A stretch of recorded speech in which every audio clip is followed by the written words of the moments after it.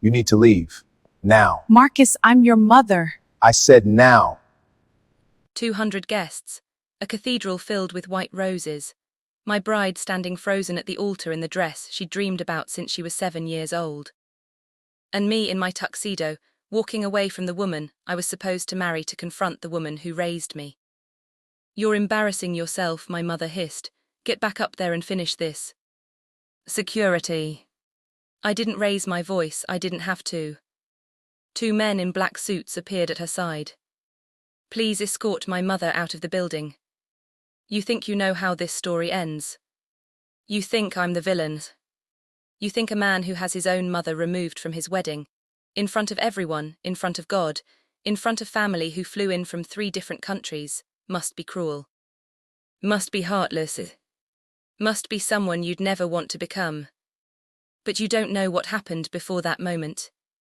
You don't know what she said. You don't know what she'd been doing for 3 years. And you don't know what it cost me to finally say enough. Let me take you back. Not to the wedding. To the beginning. To the first time I realized my mother didn't want me to be happy. She wanted me to be hers. I met Diane at a medical conference in Chicago. She was a pediatric surgeon. I was in orthopedics.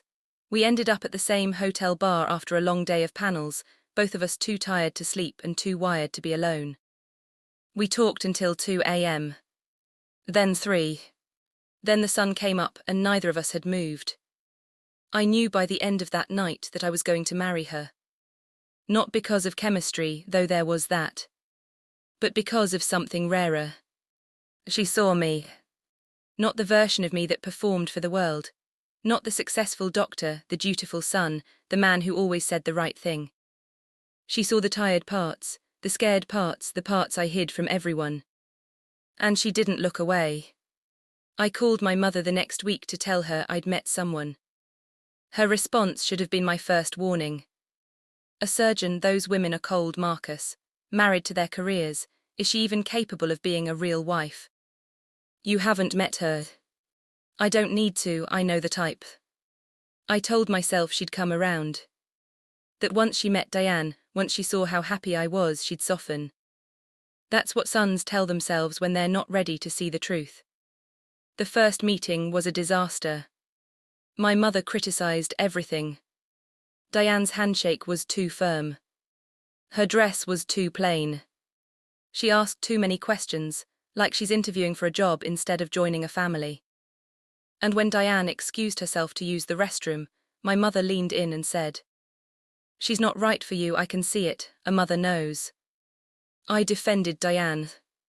I told my mother she was being unfair. But I didn't set a boundary. I didn't say, "If you can't respect the woman I love, you won't be part of my life." I should have. But I was still the boy who wanted his mother's approval. Still the son who believed, somewhere deep down, that if I just tried hard enough, she'd love me the right way. The next 2 years were a slow war. My mother never attacked directly, she was too smart for that. Instead, she used subtlety. Comments designed to plant doubt. "You seem tired lately, Marcus. Is Diane making sure you're eating properly?" "I just worry about you. She works so many hours, who's taking care of you?" I ran into Mrs. Patterson's daughter, you remember her. She's single now, such a sweet girl. Every visit, every phone call, every holiday. Small cuts that never seemed like wounds until I noticed I was bleeding. Diane felt it too. She didn't complain at first, she tried to win my mother over, brought gifts, sent cards, remembered birthdays. But nothing worked. And slowly I watched the woman I loved start to shrink. She became quieter around my mother, more careful, smaller. And I did nothing. The engagement made everything worse. I proposed on a beach in Costa Rica, just the 2 of us, perfect. Diane said yes before I finished asking. We flew home the next day, and I called my mother to share the news. She was silent for a long time. Then, well, I suppose congratulations are in order. No joy, no excitement. Just that cold, measured pause. And then, have you thought about a prenup? You have assets to protect, Marcus. The wedding planning became a battlefield. My mother wanted it at the church she'd attended for 40 years. Diane wanted a smaller venue, something intimate. My mother wanted to invite 200 people, including family Diane had never met. Diane wanted to keep it under 100. My mother wanted to wear white. White, to her son's wedding. That was the moment Diane finally broke. She wants to wear white, Marcus, white on our wedding day. I'll talk to her. You always say that and nothing changes. She's my mother, I can't just what? Choose me, protect me, be my husband before you're her son. I didn't have an answer. And Diane looked at me with something I'd never seen before. Disappointment. Not anger, not frustration. Disappointment. Like she was finally seeing who I really was. We almost didn't make it to the wedding. 3 weeks before the date, Diane came to me with her bags packed. I can't do this, she said. I love you, but I can't marry someone who won't stand up for me. I'll always be second to her. I watched her walk toward the door. And something in me finally cracked. Wait. She stopped. You're right, I said. You've been right the whole time and I've been a coward. She turned around. I'm choosing you, Diane. I should have done it years ago. I should have done it the first time she disrespected you, but I'm doing it now. What does that mean? It means if she can't accept you fully, completely as my wife, then she doesn't get to be part of our lives. I called my mother that night. Told her the wedding was happening as planned. That Diane was my priority. And that if she couldn't support our marriage, she shouldn't come.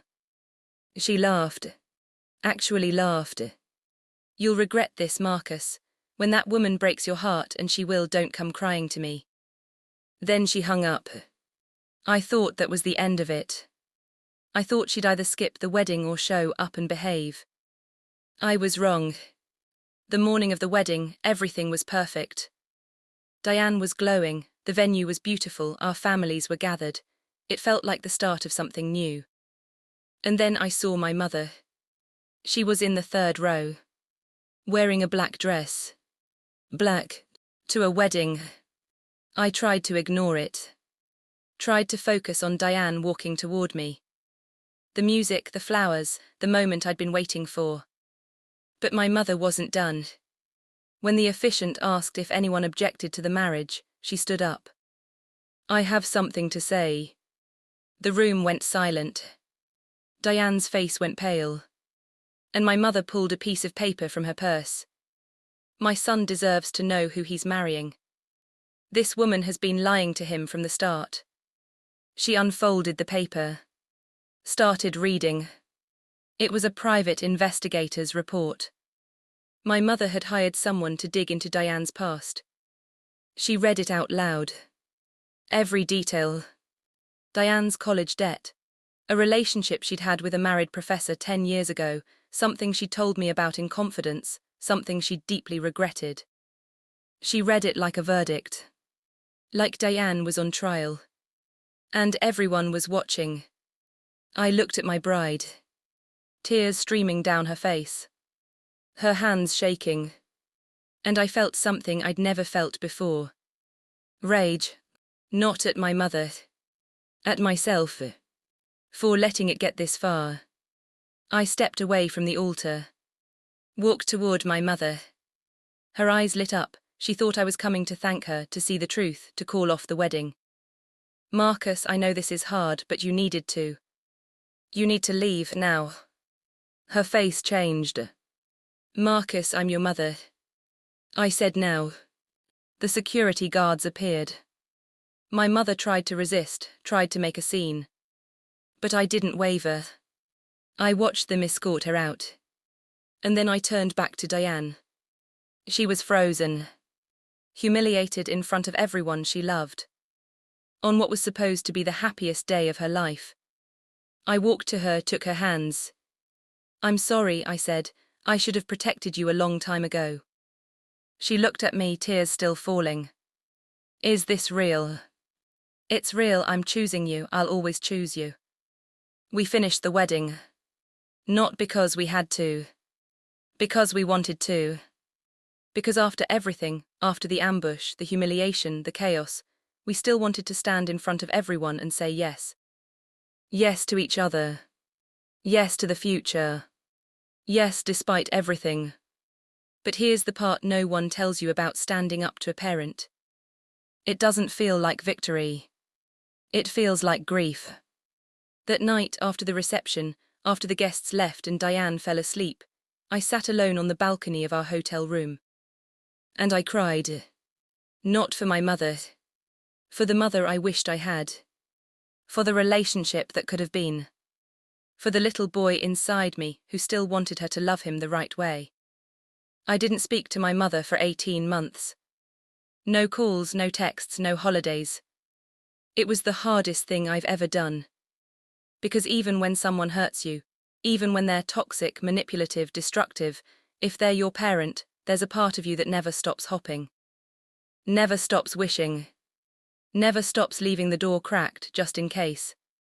The call came on a Tuesday afternoon. My aunt, my mother's sister. She's in the hospital, Marcus, it's her heart. I didn't want to go. Diane said I didn't have to. But I knew. I knew if I didn't go, if she died and I wasn't there, I'd carry that weight forever. She looked smaller in the hospital bed. Older. The woman who had seemed so powerful, so unshakable, looked fragile. She was awake when I walked in.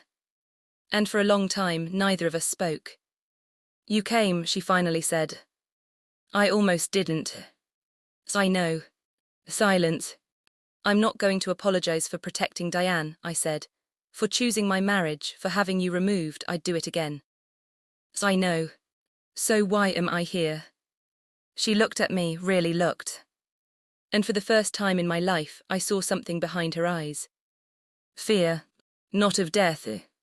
Of something else. I lost your father when you were 4, she said. You don't remember, but I do. What does that have to do with? I lost him because he chose someone else. Another woman, another family. He left me with a baby and nothing else. She paused. I swore I would never let anyone take you from me. I would never be left again. I sat down. So you pushed away everyone who got close to me. I was protecting you. You were protecting yourself. She didn't argue. I know that now, she said, too late, but I know. We talked for 3 hours. Not about reconciliation, not about forgiveness. Just about truth.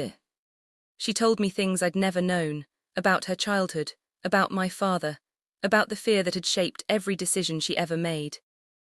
And I listened. Not because I was ready to forgive, but because I was ready to understand.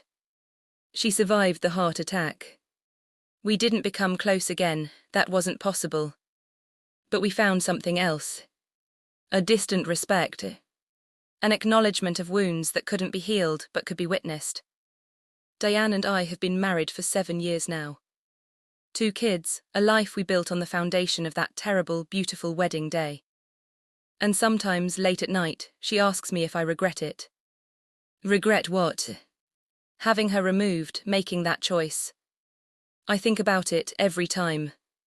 And every time my answer is the same. I regret that it was necessary, I regret that she made me choose, but I don't regret the choice. Even with everything that came after. Especially with everything that came after. Here's what I've learned. Choosing your partner isn't a one-time decision. It's something you do every day. In small moments and big ones. In the way you handle conflict.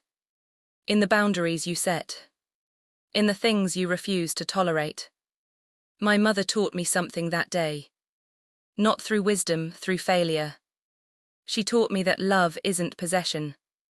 It's releaser. It's wanting someone to be happy, even if that happiness doesn't include you. She never learned that. But I did. I still think about her sometimes. The mother I wished I had. The relationship we could have built. And I grieve it. Not often, but deeply. But I also think about Diane. The woman I chose. The family we built. The The life that only exists because I finally said enough. Standing up for someone you love doesn't always look heroic. Sometimes it looks ugly. Sometimes it looks like security guards and shocked guests, and a mother crying in a church parking lot. Sometimes it costs you things you can never get back. But here's the thing about boundaries. They're not walls to keep people out. They're foundations to build something on. And without them, nothing stands. I don't know what your version of that wedding day is. Maybe it's not a mother. Maybe it's a father, a sibling, a friend. Maybe it's someone who claims to love you while slowly destroying the things that make you happy. And maybe you're still waiting. Still hoping they'll change. Still choosing peace over truth. I get it. I was there for 30 years. But I'll tell you this. The person you're afraid to lose. They're already gone. The version of them that loves you the right way, that version doesn't exist. What exists is a choice. Them or you. The past or the future. Fear or freedom. I made my choice at that altar. In the worst possible moment. In front of everyone. And I'd make it again. What choice are you still avoiding? This is Reality Voice. If this story hit somewhere you weren't expecting, you're probably meant to be here. Drop a comment, tell me about the moment you had to choose or the moment you're still putting off. And if you're still listening, still sitting with this, maybe it's time to subscribe. Because these stories aren't entertainment. They're mirrors. And sometimes the reflection is exactly what you need to see. Who would you choose if you had to choose right now?